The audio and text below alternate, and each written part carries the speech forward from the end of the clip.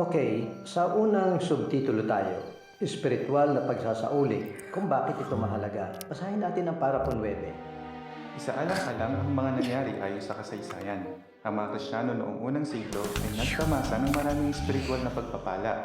Subalit inihula ni Jesus at ng mga apostol na ang tunay na pagsamba.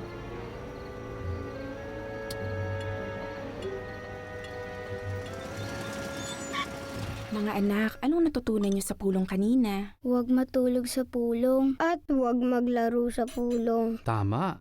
Bakit kaya dapat tayong makinig sa pulong? Paano kung di nakinig si Noe nang ituro ni Jehova kung paano gagawin ang arka?